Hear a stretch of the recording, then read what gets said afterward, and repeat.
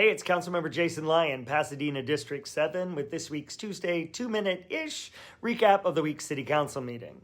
Last night's agenda was pretty light because at the last minute, an appeal of a land use decision was continued to give the parties time to have a mediation.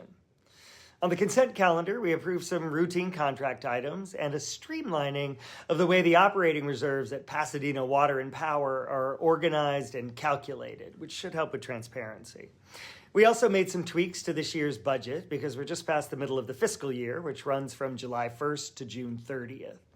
One of those changes was an increase to our tree planting budget. Special thanks to my colleague, Councilmember Cole, who sponsored a Finance Committee recommendation to double the amount set aside for tree planting this year.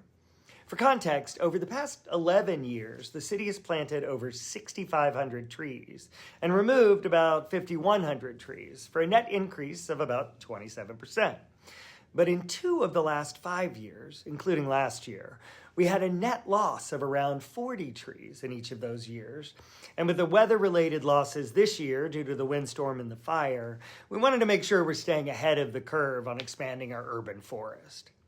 As an aside, District 7 is also slated to receive an additional 15 new trees this spring as part of Pasadena Beautiful's annual Arbor Day celebration. So thanks to them. Next up last night, the City Council ratified the city manager's modification of the temporary moratorium on leaf blowers.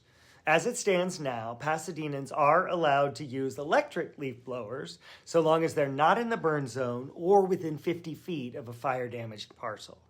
It's important to remember that we still have a permanent ban on gas-powered leaf blowers, so no one's permitted to use those.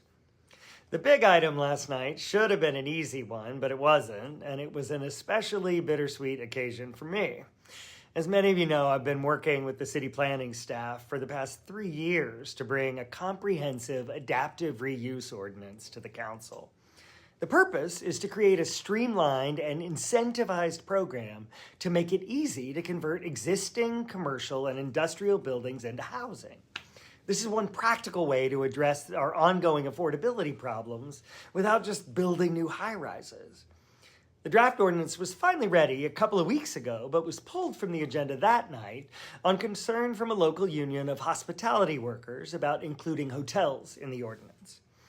I have to say, this is one of the relatively rare occasions when I really disagreed with my friends in organized labor, because more than any other pre-existing use, hotels are uniquely well-suited to adaptation to residential because they have the right plumbing and electrical infrastructure already in place for individual units. Well, last night the draft ordinance came back, but with hotels entirely excluded from the proposal. The council had a long and spirited debate, but in the end, my colleagues voted 6-2 to approve the ordinance with hotels excluded. The council asked the planning staff to come back later this year or early next with further analysis of hotel conversions.